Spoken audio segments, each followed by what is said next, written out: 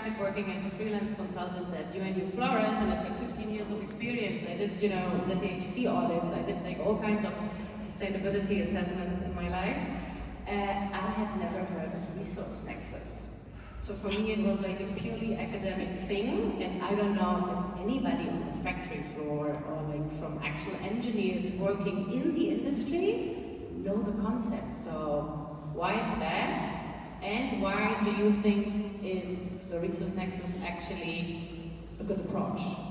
First of all, I think, yes, the Nexus was born in 2011, but it was born more as a need to understand that integrated resource management was not only bound to the initial understanding to water. So even the UN initially has had quite of a water-centric approach due to the WASH system and how sustainability and sustainable agenda should be covered over those years. And there was a need to recognize that other resources are rather central, as at least water. Surprise! Surprise, surprise. And, but this should have been stated in a way that approach could be also measurable and also implementable. That's why it was born the Nexus approach. And when we speak about assessment and sustainability and how to deal with that, it's like placing into a measurable or in a quantifiable manner resources at the same time looking at their synergies and trade-offs. So what we do, it's rather to consider resources, and we can measure it through indicators, we can measure it through different other tools that are comparably actually measurable in terms of sustainability. So what we do take into consideration management of resources, not in silo. So we want to measure the water flow, but we want also to take into account the droughts, for example, and how that will take into the process. When we move to companies, and this is where now there are also, UNU-FLORES is also part of two international networks. So-called one of them is the coast, which take into the consideration the implementation factor. So we are asking what you are doing in your company, what you are doing in your government, in your institution, and we try to draw back the system. So it means that most of the time, integrated management, it's already included into the process, but it might be not understood as a nexus, because they say, okay, this is taken into consideration, but we not calculate or we do not measure it. So what we do is that through the tool and the Nexus, we include co-participation and sustainability into integrated resource management, and different resources have to be always considered in one. Let's go into the generic sustainability assessments. I think the textile world is being overflooded by startups and different companies who provide and offer so-called life cycle assessment studies. And Natascha, you have been researching a lot on this topic. Like, what is a life cycle assessment? Is there like a holistic approach or like a kind of standard? Is it applicable and does it help? Life cycle assessment is about measuring the environmental and social impacts of products, services, or systems. And it's a standardized method. It's ISO standard. There are ISO standards for conducting life cycle assessments. And so what I want to stress is that LCA, and you mentioned all the companies, the Armenians, consultancies, and LCA is not a tool. LCA is a methodology, and it's a powerful methodology to measure and to benchmark, to compare impacts of actually anything. And it relates very closely to the resource nexus. Because you measure all inputs and outputs of the thing you do research on. That's LCA. So basically, like we can conduct LCAs on product level, right? But also on like factory level. And how is it applied to in the textile industry? Do we face challenges with regard to the quality of data? There are different opinions on how granular data should be to have a proper assessment. There are different opinions on how to actually include these in the assessments and in the calculations. But anyway, I think the ISO system is very strong, and when you follow that and you do your proper work, then it's a very powerful instrument to get insights into hotspots over the life cycle of the product or of the service. And therefrom you can set your goals to improvement. If you don't measure, you don't know actually. So that's what life cycle assessment is about. It's about measuring, and it's about improving in the final results and in the final measurements.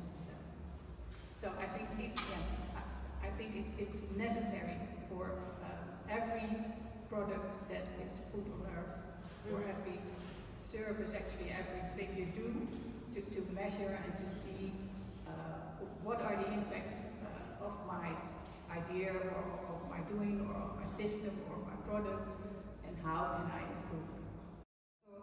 At eeaser, we call it the easy principle.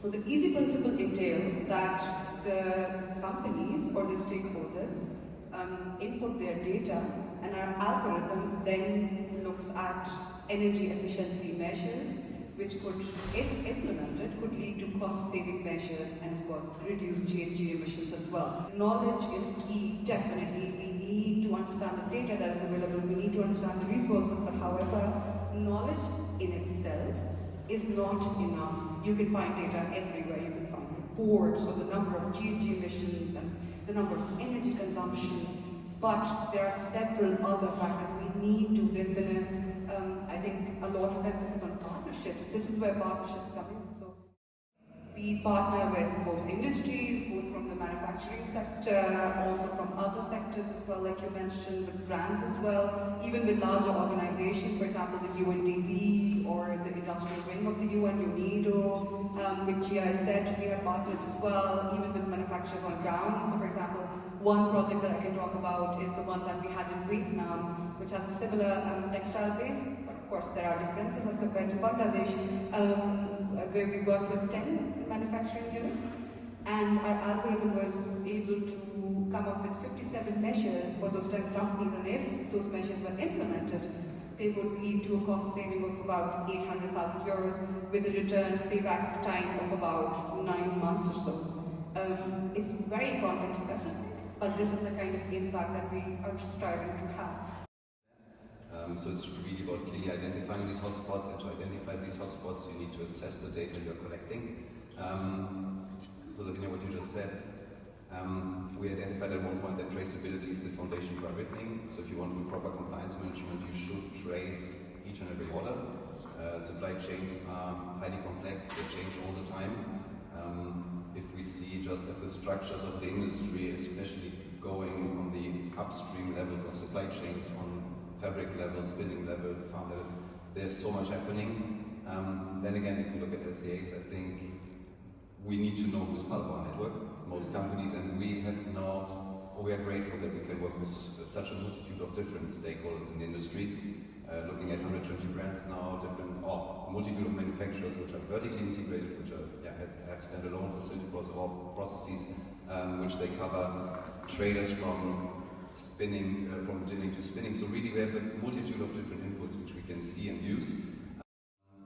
But if you want to do proper LCA assessment, I think you need to know your network, and specifically scope 3 calculations. Everybody says, yeah, I'm reducing or I'm compensating. It's usually they're looking at themselves and not at the entire network. So this is actually where we come in, and we will try to bring transparency into the operations of our partners.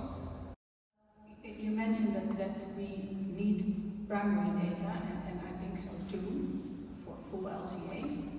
but I don't think that it's needed all the time, especially when you start a design process, you can start with more general data to already get a good insight in your ideas or your lines of thoughts.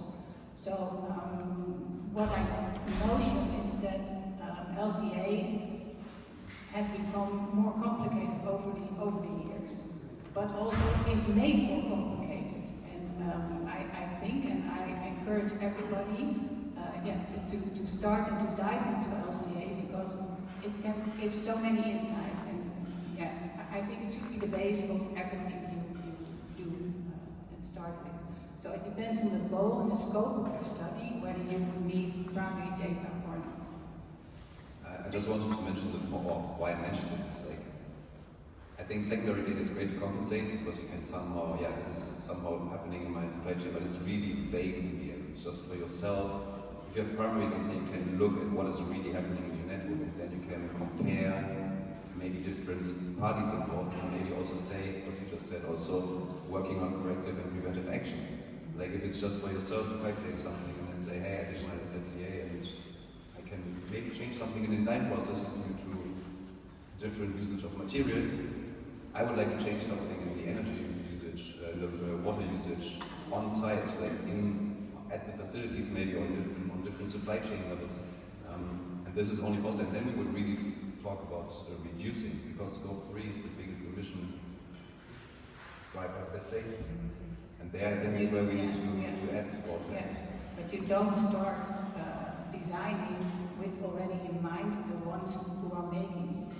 Even we should start designing. Let's start there. You don't start designing already with a certain material in mind. You start designing from a need, a certain need. And that's where you start, and then it evolves. So you cannot ever start with primary LCA data. I have very strong opinions on that, but No, you are the panelist. Maybe this would need to change to some extent. I think also if you look at circularity and circular processes, how we design, if we would have historic data and we would see, okay, these materials are coming from there, maybe we should think differently about the design. So I'm just not saying it's like, I think it needs to be a match somewhere in the middle.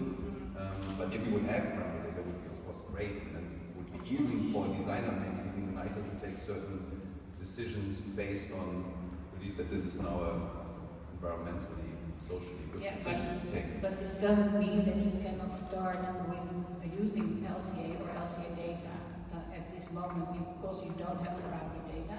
You can start from now on, and then we'll collect all the correct data, because there are already so many databases out there that you can use. I'm not saying that we should stop doing what we do, definitely not. Just say that we should start doing other things, like for instance, traceability as a groundwork. It's just like the first step, like everything what we also do afterwards, like assessing risks, defining corrective preventive actions based on analysis of an entire network, identifying hotspots, all what is possible once we have identified the network. There are so many opportunities afterwards which a company can go in, which they don't even know about. If you have not started doing something at certain points to collect, and I'm not saying that if we have primary data in 5 years, also fine, like, we should just start to do something to some extent, and not just, we have secondary data, this is fine. I think we should go further to that and try to see also the advantages this could bring also in the design process. Serena, you were moving when those two started the discussion on primary data. Did you want to add something?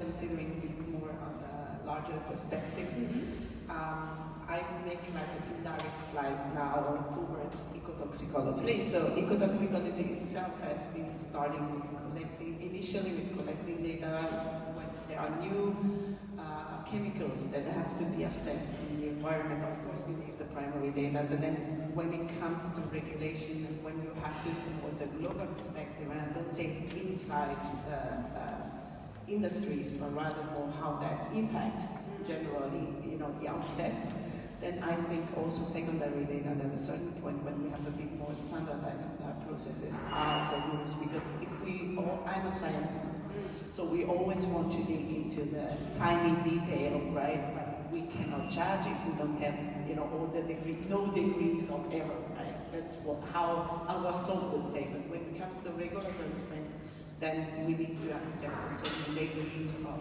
standardized approach, which really makes speed a bit onto the regulatory frame, which is different than on how to design the sustainability on the inside. So I just want to say that we have to look at those data and also the use of NCA for different uses. I always contextualize the use of such tools. eeaser, you work solely with primary data, right? Yeah. Why? Correct. We do work with primary data already because I think the stakeholders of the industry are the ones who know the best knowledge, right? How many bulbs does your industry have? And what is the electricity bill? And questions like that. So we would rather hear it from the horse's mouth rather than, I don't know, consulting with other third parties. So yes, primarily with primary data, and that has so far proven to be really interesting for our tool and then larger assessments as well. Awesome.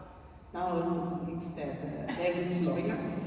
So obviously energy is one of the items that every company wants to trace because it's all about money, right? We are doing the same, and I swear we really conduct interviews with over hundreds of companies about water. And I tell them there are no data there. So it's not an easy job when it comes to other type of resources which are differently regulated or they do not relate straightforward to data science. And this then becomes a challenge.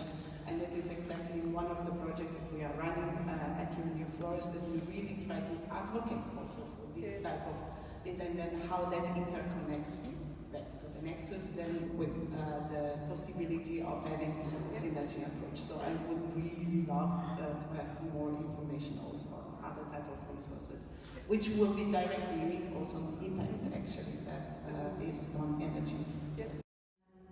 Natascha, if I'm allowed to ask you, the people making our clothing, are they also considered resources? And can you elaborate a little bit on social life cycle assessments? Because I know that you have researched a lot in that field.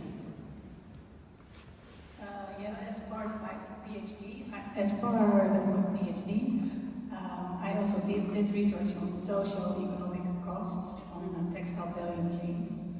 And we developed a methodology since SLCA was not developed that much. It has been developed over the years already. And at that time, we could calculate the socio-economic costs, and we could find some hotspots. And actually, one of the hotspots were the garment workers in Bangladesh, and the others were the field workers in India. When we looked at the cotton field workers, yes, and we looked at the fair wage deficit and exploitation and extreme poverty.